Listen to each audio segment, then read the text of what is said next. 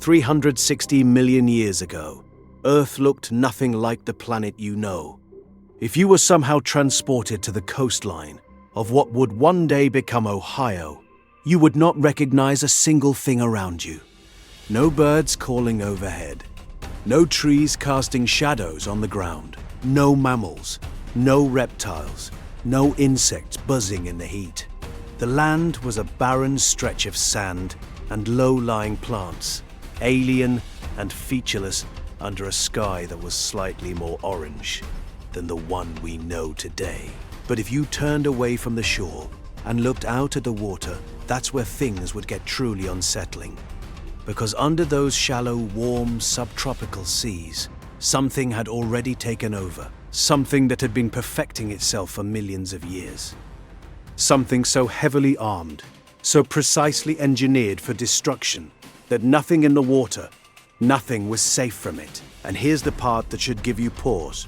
This creature wasn't a dinosaur.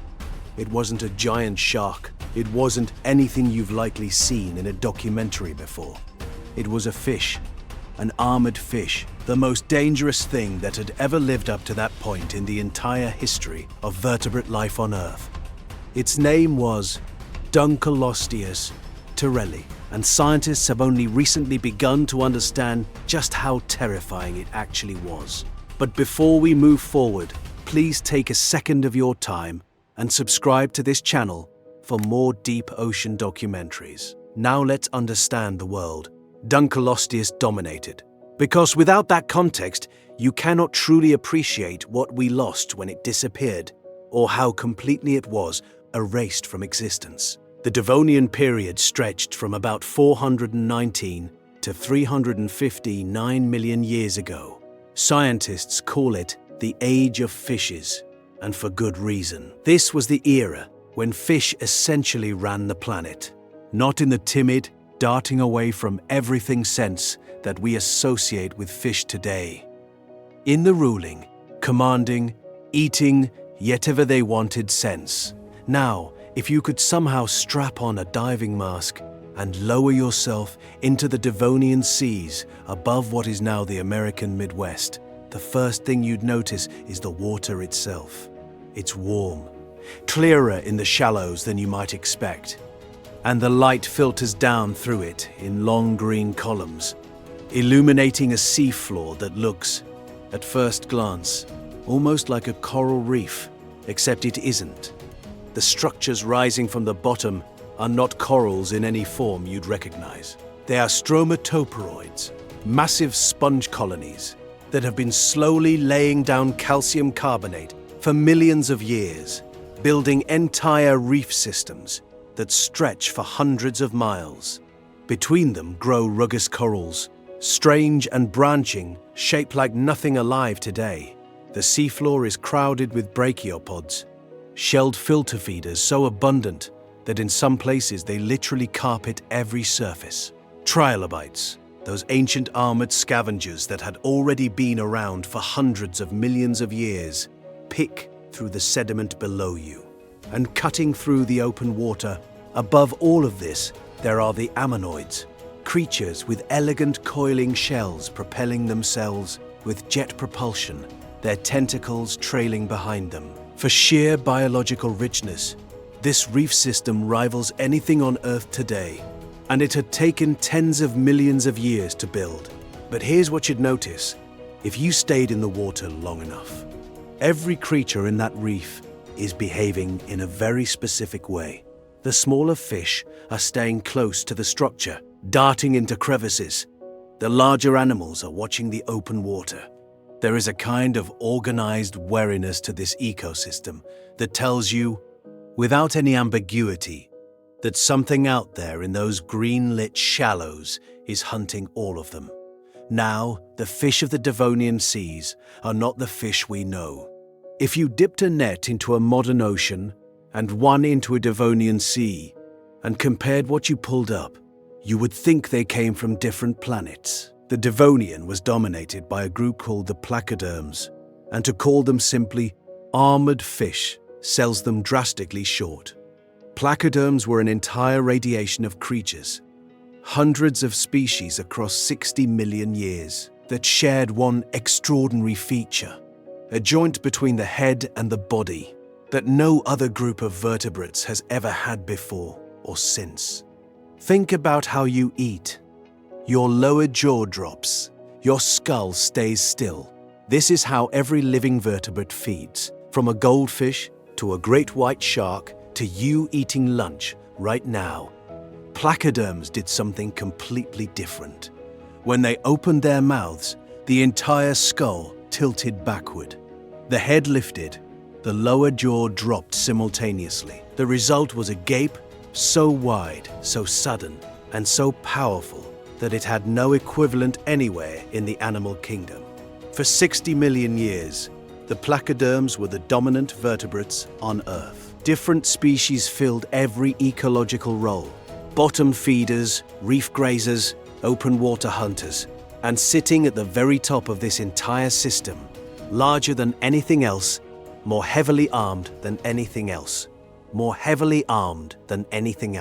and capable of eating literally anything else, was a creature that one amateur fossil collector in 1867 would simply call the terrible fish. He had no idea how accurate that name was. Imagine you're still in the water. The reef has dropped away behind you, and you're swimming in open water now. About 30 feet deep, visibility maybe 40 or 50 feet in every direction. You see something moving at the edge of your sight. A shadow, wide, heavy, moving with the kind of slow, deliberate confidence that tells you it has absolutely nothing to be afraid of. As it gets closer, the first thing you register is the armor. The forward third of this animal's body is completely encased in thick, interlocking plates of bone. Not scales, not skin. Bone plates, curved and ridged, fitted together like the individual segments of a medieval knight's full plate armor. Except this armor isn't riveted steel. It's the animal's own body, grown directly from tissue. The color may have been dark above, lighter below, the classic camouflage of a large pelagic predator. Then you see the skull, wide and slightly flattened, with eyes positioned high, looking upward and forward, scanning the water above for prey. The skull alone, on a large individual, is more than 2 feet long from front to back. And then the mouth opens slightly, and you understand immediately why no one called this creature anything other than the terrible fish. There are no teeth. Instead, there are blades, upper and lower pairs of bone plates, sharpened at their edges by the very act of opening and closing against each other, like a pair of scissors that hones itself with every cut. The front edges come to fang-like points, the rear edges shear. They cannot chip or crack or be replaced because they are not teeth at all. They are bone that evolution has converted, over millions of years, into the most efficient cutting tool in the Devonian Sea. This is Dunkleosteus terrelli, the apex predator of the Late Devonian. Based on the most recent research from Case Western Reserve University, a large adult was probably between 11 and 13 feet long, comparable in length to a large great white shark. But here's the thing that surprises most people when they first hear it. Despite being only 11 to 13 feet long, Dunkleosteus likely weighed as much as a 15-foot great white because it wasn't built like a shark at all. It was built like a wrecking ball. Short, massively stocky, with a tuna-like body and a skull that accounted for a terrifying proportion of its total body weight. As paleontologist Russell Engelman put it, these things were built like wrecking balls, but the armor and the blades were only part of the story. The jaw is where things get genuinely disturbing. In 2007, paleontologists Philip Anderson and Mark Westneat built a computerized biomechanical model of the Dunkleosteus skull, essentially a digital simulation of how all the bones and muscles work together when this animal fed. And what they found fundamentally changed how scientists understood ancient predators. The jaw didn't just open, it opened in 20 milliseconds, 1/50th of a second, To put that in perspective, it takes you about 150 milliseconds to blink. The Dunkleosteus jaw opened and snapped shut 3 times in the time it takes you to blink once. At that speed, the opening creates suction, a powerful negative pressure that pulls water and anything in that water directly into the mouth before the prey has any chance to react. Modern fish that use suction feeding are generally not known for having powerful bites, and fish with powerful bites are generally not fast. The physics of jaw mechanics tends to force a trade-off between speed and force. Dunkleosteus appeared to have both simultaneously. Anderson and Westneat's model estimated a bite force of over 4,400 newtons at the jaw tip and over 5,300 newtons at the rear blade plates for a large individual. Translated into everyday terms, that's roughly 1,100 pounds of force, the strongest bite ever measured or calculated for any fish in the history of life. Per unit area at the blade tip, the pressure exceeded 8,000 pounds per square inch, rivaling the bite force of large alligators and Tyrannosaurus rex. Dunkleosteus was able to devour anything in its environment, Anderson said. Now, it's worth noting that a 2025 study re-examining the jaw in far greater detail found that nearly half of the Dunkleosteus skull was actually cartilage, far more than anyone had previously assumed. This means the earlier bite force numbers may need to be revised. The suction feeding hypothesis is also now being questioned. But here's what isn't being questioned: the blade jaws, the craniothoracic hinge, and the ability to open to a gape angle of 45 degrees, because those are the bones, and the bones don't lie. What we don't fully know yet is exactly how hard Dunkleosteus bit. What we know with certainty is that it could bite through the armor of every other creature in the Devonian Sea, and the fossil record proves it. But how do we even know any of this? How do we know what Dunkleosteus looked like, how it moved, what it ate? The answer starts with a hotel owner in Ohio. In the summer of 1867, a man named J. Terrell was walking the shale cliffs along Lake Erie near Sheffield Lake, a small town just west of Cleveland.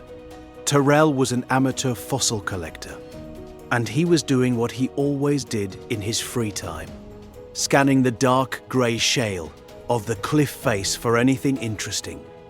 He found something that stopped him immediately: massive, interlocking plates of bone embedded in the rock, clearly ancient, clearly from something very, very large. Terrell pried them loose, gathered what he could, and sent the collection to John Strong Newberry, the state geologist of Ohio. Newberry formally described the species in 1873, naming it after Terrell. Most of that original collection, however, never made it to scientific study. A fire in Elyria, Ohio, that same year destroyed almost everything Terrell had gathered. The very first physical evidence of this creature's existence, gone. But the shale kept giving up more. And in 1928, a paleontologist named Peter Bungart from the Cleveland Museum of Natural History excavated the largest and most complete Dunkleosteus specimen ever found from the Rocky River Reservation outside Cleveland. The skull was crushed flat. 360 million years of rock will do that. Bungart brought it back to the museum and spent the next 8 years reconstructing it, working with a dental drill, a hammer, a chisel, and a blowtorch, piece by piece, plate by plate. 8 years. What he rebuilt was the skull that now sits in the Cleveland Museum of Natural History. Nicknamed simply Dunk, casts of this same skull are on display in museums around the world. And here's the remarkable thing: the last serious scientific study of its jaw anatomy before the 21st century was published in 1932. For nearly 90 years, the world's most famous armored predator was sitting in museums that millions of people visited, and almost no one was doing the detailed science of figuring out how it actually worked. It took until 2007 for the first real biomechanical model, until 2023 for a rigorous re-examination of its body size, until 2025 for a thorough modern analysis of its jaw anatomy. In some ways, we are only now beginning to truly understand the terrible fish. So what did it actually eat? Everything, anything. The Devonian seas were full of heavily armored prey. Smaller placoderms with their own bony shields. Primitive sharks, small by modern standards, but tough. Ammonoids with thick calcium carbonate shells. Arthropods in heavy chitinous exoskeletons. Nearly every prey item in the Devonian had some form of armor or shell as its primary defense. None of it mattered to Dunkleosteus. Fossil evidence confirms this directly. Preserved prey bones from Devonian deposits show precise V-shaped bite marks that match the exact geometry of Dunkleosteus blade plates, cuts scored through dermal bone and carbonate shell, that nothing equipped only with conventional teeth could have made. Even the sharks of the Devonian, small as they were, had no answer for a predator that could shear through their bodies in a single stroke. For roughly 20 million years, Dunkleosteus occupied the top of the most diverse marine food web the world had seen. Up to that point, nothing challenged it. Nothing competed with it. It was, by every measure available to us, the unchallenged apex predator of its age, which makes what happened next all the more extraordinary. But before we get to the extinction, let's answer the question that's probably forming in your mind right now. What would it actually be like to be in the water with one of these things? You're submerged in the Devonian Sea above present-day Ohio. The water is warm.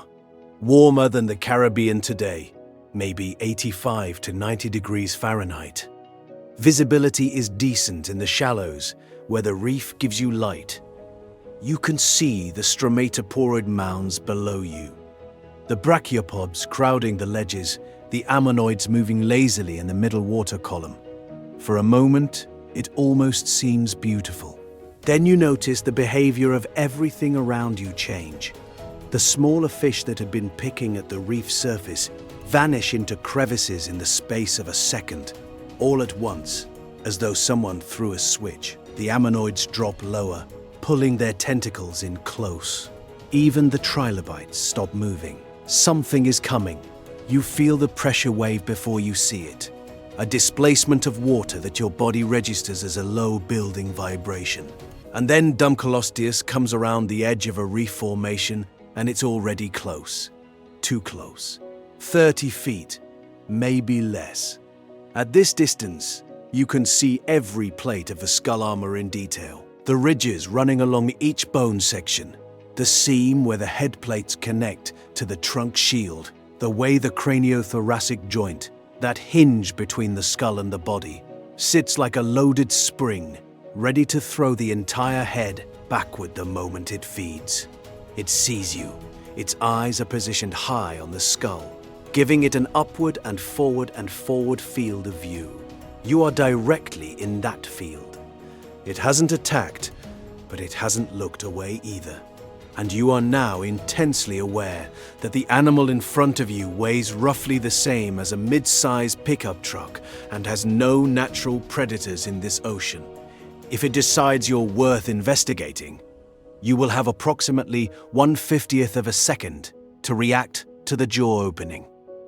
You will not react in time. Nothing in this sea has ever reacted in time. What saves you, if anything does, is the fact that you are probably not the right shape or size to be its preferred prey. Dunkleosteus was a specialist in armored things. It had a jaw engineered for shearing through bone and shell. A soft, slow, bipedal primate is a strange target. It might simply lose interest, or it might not. Either way, you will never be more aware in your life of exactly how far down the food chain you actually are. For 20 million years, nothing disturbed this arrangement. Dunkleosteus ruled. The reefs thrived. The Devonian seas were as biologically rich as any ocean that had ever existed. And then, 372 million years ago, the world began to change in ways that no creature alive could have understood or anticipated. The cause is still debated by scientists today. The ocean temperatures shifted.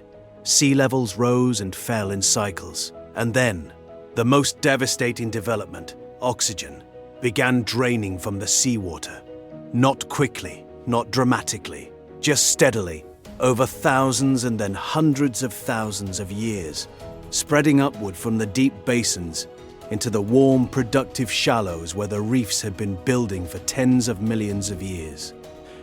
As the oxygen vanished, the reefs died. The stromatoporoids that had been laying down calcium carbonate since before Dunkleosteus existed, the rugose corals that had grown into elaborate structures across hundreds of miles of seafloor, they collapsed. The food webs they had supported collapsed with them. The dark, oxygen-starved water spread across what had been the most productive marine environment on Earth. Scientists call this the Kelwasser event. It killed approximately 75% of all marine species on the planet. 75%. Gone. The placoderms took a massive hit. Many lineages vanished. But the most successful families, the Arthrodires, the group that included Dunkleosteus, held on. Dunkleosteus itself may have continued hunting the recovering depleted seas above northern Ohio for millions of years after the Kelwasser event. Battered, yes. With far less prey available, yes. But present, still there. The placoderms had survived. One of the worst extinctions in Earth's history. It didn't save them. 13 million years after the Kelwasser event, 358.9 million years ago, the second blow fell. And this one left no survivors. Scientists call it the Hangenberg event. For a long time, it was overlooked, treated as a minor footnote after the larger Kelwasser extinction. Then, in 2010, researchers Lawrence Allen and Michael Coates of the University of Chicago reanalyzed the vertebrate fossil record across this boundary using modern ecological methods. What they found had been hiding in plain sight for over a century. The end Devonian Hangenberg event was a first-order magnitude extinction for jawed vertebrates. They concluded, comparable to the end Cretaceous and end Permian, the extinction that killed the non-avian dinosaurs, the extinction that wiped out 96% of all marine species at the end of the Permian. The Hangenberg belonged in that category, and for the placoderms, unlike the Kelwasser event, there was no partial survival, no recovering population, no lineages that made it through. Every single placoderm family that had existed going into the Hangenberg event, the Arthrodires, the Antiarchs, the Philoelepids, crossed the boundary and did not come out the other side. Not one species, not one lineage. 60 million years of evolutionary history, the most successful vertebrate radiation the world had seen, simply erased, as Salon put it. Just about everything dominant in the Devonian died at the end of the period and was replaced, and her colleague Coates described what followed as something almost impossible to comprehend. It's as if the roles persist, but the players change. The cast is transformed dramatically. Something happened that almost wiped the slate clean. What exactly caused the Hangenberg event? The honest answer is that scientists are still working on it. The leading theories involve a rapid drop in sea levels combined with massive ocean anoxia spreading across the globe, possibly triggered by the rise of land plants, which were fundamentally reshaping the chemistry of the atmosphere and the nutrient load of the oceans. Glaciers may have formed. The climate swung wildly, and the warm, shallow, reef-fringed seas of the Devonian, already weakened by the Kelwasser event 13 million years earlier, could not survive a second catastrophe of this scale. For Dunkleosteus and everything like it, The world they had been built for simply ceased to exist. So what happened after the most dominant vertebrate predator in Earth's history was wiped from the planet? Something remarkable. The ecological space left behind by the placoderms was enormous. Every niche they had occupied, every role in every food web was suddenly vacant, and the survivors of the Hangenberg event rushed to fill it. The early sharks, which had been a minor, relatively unimportant group during the placoderm age, now exploded in diversity. Freed from competition with the armored giants that had dominated every predator role, they began evolving into the hundreds of species we know today. The ray-finned fishes, also a minor group during the Devonian, went through a similar explosion, eventually diversifying into the roughly 30,000 species that now dominate every aquatic habitat on Earth. And from the shorelines of the dying Devonian world, the lobe-finned relatives of Dunkleosteus' contemporaries. Fish that had been gradually developing stronger fins capable of supporting weight on land were now under entirely new evolutionary pressures. With the apex predator gone, with the seas transformed, with entire ecosystems collapsed and rebuilt, the organisms that survived the Hangenberg bottleneck faced a world with enormous vacant ecological space. Some of them walked into it, literally. The first limbed vertebrates, the first tetrapods, appear in the fossil record right around this period. The end of the placoderms and the beginning of terrestrial vertebrate life are events separated by geological moments. Whether that is coincidence or consequence is something scientists are still actively debating. But here is what is not in debate. Every vertebrate alive today, every shark, every salmon, every frog, every lizard, every elephant, and every human being is a descendant of the survivors of the Hangenberg event. The world you were born into, the world your species built, the civilization you live inside, all of it exists in the ecological space that the extinction of Dunkleosteus, terrelli, and everything like it made possible. You are here because the terrible fish is not. The Cleveland Shale still gives up fossils. On the right afternoon, along the right afternoon, along the right stretch of Lake Erie shoreline, you can still find fragments of Dunkleosteus, bone plate, eroding out of the grey rock of the bluffs. The same bluffs J. Terrell walked in 1867, the same shale that Peter Bungard spent 8 years reconstructing in a museum basement.